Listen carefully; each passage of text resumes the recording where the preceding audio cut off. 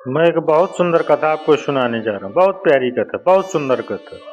भगवान की भक्ति करने से चाहे बच्चे ही क्यों न करें, उन्हें बहुत बड़ा फल मिलता है। एक गांव में एक किसान की बेटी रहा करती थी। एक गांव में एक किसान की बेटी रहा करती थी। बेटी 12 पास थी, लेकिन धन के अभाव में वो शहर पढ़ने नहीं गई। शहर पढ़ने नहीं गई, पर उसी के गांव में एक शिवजी का मंदिर था और वो बेटी अपने माता पिता की आज्ञा लेकर नित्य उस शिव मंदिर में सेवा करने जाती। शिवजी पर जल चढ़ाती, बेलपत्र चढ़ाती, शिव मंदिर को साफ करती, स्वच्छ करती, झाड़ू लगाती, बुहारू लगाती, पोंछा लगाती। शिवजी के उस मंदिर को बड़ा स्वच्छ रखती थी। उस मंदिर में जो पंडित जी थे बड़े प्रसन्न होते थे कि कितनी अच्छी श्रद्धालु है। आशीर्वाद देते थे, भगवान संसार का सबसे अच्छा पति तुझे मिले।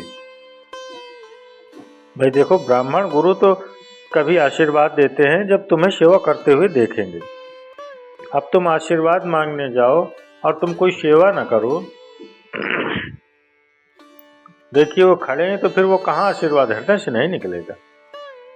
और जब सेवा करते जाओगे तो ऐसे ऐसे आशीर्वाद निकलते हैं जो तुम कभी मांग भी नहीं सकते, उतना मांग भी नहीं सकते जितना मिल जाता है। तो मेरे प्यारे, पंडित जी बड़ा आशीर्वाद देते थे, बहुत आशीर्वाद देते। लेकिन वह कन्या बहुत अच्छी थी। जब तक पूजन करती तब तक ओम नमः शिवाय, ओम नमः शिवाय। वो कन्या मंदिर में पूजन करने जाती, यही ओम नमः शिवाय करती रहती। वो इतनी अच्छी थी कि जो गांव में गरीब बच्चे थे उन्हें वो पढ़ाती भी रहती थी, नित्य पढ़ाती रहती थी। और देखो, हर गांव में अच्छे और बुरे लोग रहते हैं। उस गांव में एक बड़े प्रभुत्व लोग थे, ठाकुर साहब के नाम से उन्हें लोग जानते थे।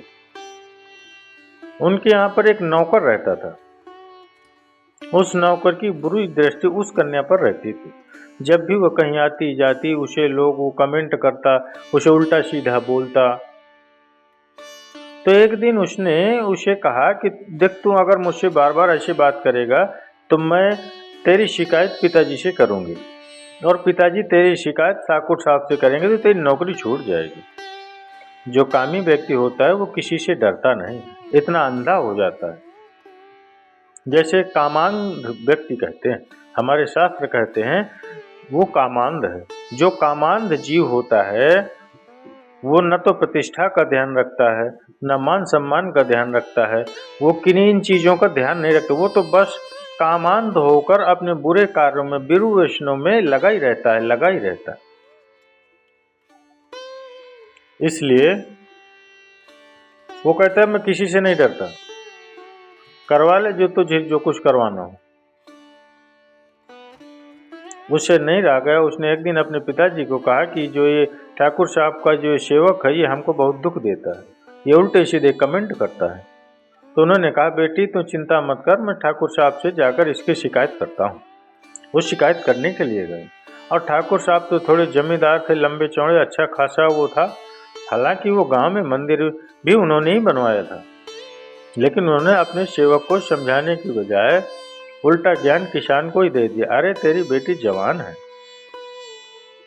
उसे कहो कि ज्यादा बाहर आया जाए ना करे, बेटी को कभी अकेले नहीं जाना चाहिए। तेरी बेटी टीचर बनी घूमती है, घर घर पढ़ाती है, क्या जरूरत पड़ रही है। अपनी बेटी को कह कि वो सावधान रहे, घर में ही रहे, इधर उधर कोई आवश्यकता नहीं। अब मैं क्या कहूँ उससे, दूसरा आदमी उसे हम क्या कहे, तेरा आदमी हम कुछ नहीं कह सकते, पर तो तेरी बेटी है तो अपनी बेटी को अपने घर में रख ले। किसान था बेचारा, गरीब था, घर वापस आ गए, क्या बड़े लोग से जुबान लड़ाए। उसने कहा, बेटी उसे मुंह मत लगाकर दूर रहा कर। एक दिन की बात है, वो बिटिया शिव जी का पूजन करने के लिए बहुत जल्दी मंदिर में गई। सुबह सुबह का समय था, तो वो लड़का वहीं मिला। आज उसने हाथ पकड़ने की कोशिश करी तो शिव भक्ता को क्रोध आ गया और एक खींच के मारा तमाचा उसके गाल में। और जब एक तमाचा मारा तो जो भगवान के भक्त होते हैं उन्हें अंदर की पावर भी होती है, ये ध्यान रखना। कभी भी भगवान के भक्तों से पंगा मत लेना। जो सच्चा भक्त होगा ना, वो कहीं ना कहीं तुम्हारे जीवन में हो सकता है तुम्हें रिएक्शन ना दे, पर जब वो रिएक्शन नहीं देता है ना, तो भगवान उसकी जगह एक्शन ले लेते हैं फिर। और जब भगवान एक्शन लेते हैं तो भगवान की सजा और भी कठोर हो जाती है। इसलिए भगवान के भक्तों से पंगा नहीं लेना चाहिए।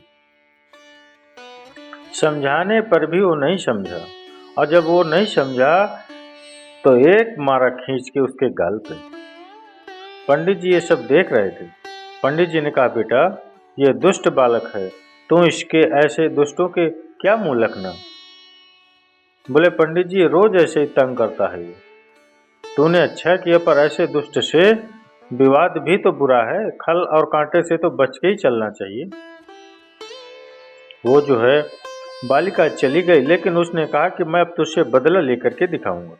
शिवरात्रि का समय है। शिवरात्रि के समय पर ठाकुर साहब ने शिव जी के ऊपर छत्र बनवाया सोने का, और माँ पार्वती के लिए सोने के श्रृंगार बनाया, आभूषण बनवाए। पूरे गांव को न्योता दिया। पूरा गांव आया, भंडारा हुआ, बड़ा चकाचक धूमधाम हुआ, चकाचक आनंद हुआ। सुबह सुबह और दिनों की तरह वो बिटिया फिर मंदिर में गई, पूजन किया। पूजन करके वो अपने घर वापस आ गई। बिटिया के बाद पंडित जी आए। जाते हुए बिटिया को देखा था, शिव भक्ता को देखा था।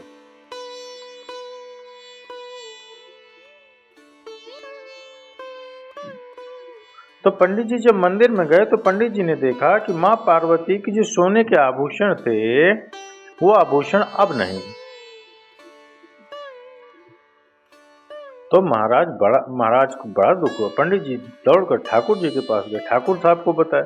ठाकुर साहब ने गांव वालों को बुलाया कि भगवान के आभूषणों को चोरी करने वाला कौन है, किसने ये अपराध किया है। हमारे मंदिर में से चोरी करने का साहस किसका हो गया। देखो, एक बात समझ लो, देव पदार्थ को चोरी करे और देव पदार्थ को खुद यूज करे तो इसका बहुत बड़ा अपराध है शास्त्रों में। कई लोग मंदिरों से चीज चुरा ले जाते हैं, भगवान को बिना समर्पित किए वो प्रसाद खा जाते हैं, तो इसका बहुत बड़ा अपराध है, छोटा मोटा अपराध नहीं है। एक भक्त ने भगवान की सोने की चेन चुराई, उसके कोढ़ निकला, उसके अंग अंग से रक्त बहने लगा। स्थिति ये हो गई कि उसे चलना फिरना सब दूभर हो गए, लोग उसे दूर भागने लगे। अंत में जाके उसने अपने गुरु से क्षमा मांगी कि हमसे अपराध हो गया। गुरु ने तो क्षमा कर दिया, गोविंद ने, पर उसको अपने कर्मों का फल मिला। तो देव पदार्थ की चोरी की उसने। तो किसने आभूषण चोरी किए? अब कोई न बताए, कोई न बताए। तो पंडित जी से ठाकुर साहब ने पूछा, ये बताओ सबसे पहले सुबह सुबह कौन आया था यहाँ?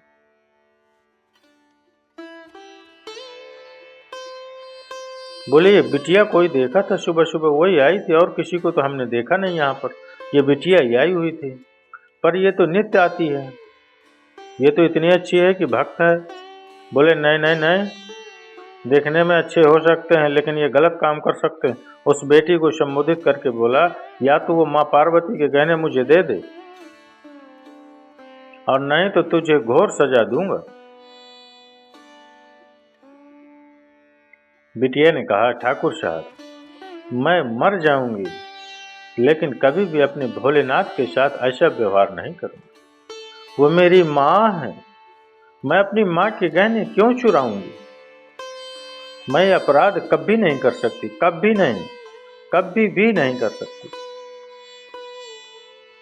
बोले तुम ही तो आई थी और कोई तो आया नहीं यहाँ, यह अपराध तुम्ही ने किया होगा। ठाकुर साहब का एक लड़का था। ठाकुर साहब का एक लड़का था, वो मंद बुद्धि था, 20-22 साल का था। ठाकुर साहब ने कहा तूने चोरी की होगी। बोले मेरे शिव जानते हैं, मेरे शिव जानते हैं मैंने यह अपराध नहीं किया। बोले अच्छा, बड़ा तुझे शिव के ऊपर अभिमान है, शिव के ऊपर तुझे अभिमान है, तब बड़ा जानती है तू शिव को। मैंने तो शिव का मंदिर भी बनवा, मैं तो शिव का पूजन भी करता हूँ, लेकिन मेरा बेटा आज तक ठीक नहीं हुआ। और तू बड़ी आई भक्तानी, जो तेरे ऊपर से शिव की कृपा हो गई। अगर इतनी बड़ी भक्तानी है तो कह अपने शिव से वो मेरे पुत्र को ठीक कर दे। देखो सुनो, ये कहानी एक और चीज सिखा रही है। कई बार हम वो काम करते भी हैं जो भक्ति के चिन्ह है, पर मन में श्रद्धा नहीं होती, इसलिए लाभ भी नहीं मिलता। आपको पार्थिव शिवलिंग का फल मिल रहा है, ठाकुर साहब को मंदिर बनाने का भी फल नहीं मिला। क्यों? श्रद्धा नहीं। इसलिए श्रद्धा होगी तो छोटी सी सेवा बहुत बड़ी बन जाएगी, और श्रद्धा नहीं हुई तो कितना भी बड़ा काम कर लो कोई लाभदायक नहीं होगा, कोई लाभदायक नहीं होगा। इसलिए जो भी कार्य करो मैं श्रद्धा के करो। बोले अपने इस शिव को मुझसे ज्यादा जानती है। बेटी ने कहा कि मैंने भगवान के कोई आभूषण नहीं चोरी किए, पर मुझे एक बात बताओ, जो माँ पार्वती के हाथ में कंगन था, वो कंगन आपके बेटे के हाथ में क्या कर रहा है? ध्यान से सुने, वो आपके बेटे के हाथ में क्या कर रहा है? वो जो उनका बेटा था ना मंदबुद्धि, उसी के हाथ में था, इसके हाथ में क्या कर रहा है? तो उन्होंने पूछा अपने बेटे से, अरे हाँ ये तो बात सही है, ये तो माँ पार्वती को हमने पहनाया था, ये तुम्हारे पास कहाँ से आया? तो उसने कहा कि ये जो हमारा सेवक है ना, ये घर में होकर जा रहा था तो इसके हाथ से गिर गया कंगन, मैंने इसलिए ले लिए। तो बात समझ में आ गई कि उन्हीं के सेवक ने माँ पार्वती के गहने चुराए, उसको पकड़ लिया, उसको लोगों से थोड़ा सेवा करवाई, और जब सेवा करवाई तो उसने अपने आप बोल दिया कि इस लड़की को सबक सिखाने के लिए इसने मेरे थप्पड़ मारा था, इसे सबक सिखाने के लिए मैंने ही माँ पार्वती के आभूषण चोरी किए। तो उसको ढंग से सेवा कर कर पुलिस के हवाले कर दिया। परंतु ठाकुर साहब ने उस बेटी के पैर पकड़ लिए, बेटा मुझे क्षमा कर दे, मेरे बच्चे मुझे क्षमा कर दे, तुम वाकई शिव भक्त है, मैं तो नाम का भगवान का भक्त भी नहीं हूँ। मैंने मंदिर बनवाया, शिव की पूजा करवाई, हर बार शिवरात्रि पर इतना बड़ा उत्साह करता हूँ, पर मैं तो नाम का हूँ, असली भक्ता तो तू है। तूने हृदय से शिव को ध्याया, तूने हृदय से शिव को भजा है, शिव की सेवा की है, इसलिए शिव तेरे ऊपर प्रसन्न हो गए। बेटी तू बड़ी अच्छी है, तेरी शिव सुनते हैं, एक काम करना, वो शिव से कह दे मेरे इस पागल बेटे को भी ठीक कर दे, तेरी मान लेंगे, वो मान लेंगे तेरी। आंखों में अश्रु भरती हुई बेटी कहती है, अपने बेटे को कहो शिव जी के ऊपर अभिषेक करे, जल से बेल पत्र चढ़ाए, और उसकी जल की जो कुछ बूंदें वह वो आचमन करे, बार बार शिव से अपने अपराधों की क्षमा मांगे, तो अभी ठीक हो सकता है, शिव कृपा कर देंगे। तो ठाकुर साहब ने वैसा ही करवाया अपने बेटे से, और वह क्या चमत्कार हुआ मेरे प्यारे, क्या चमत्कार हुआ, बेटा स्वस्थ हो गया, एकदम स्वस्थ हो गया।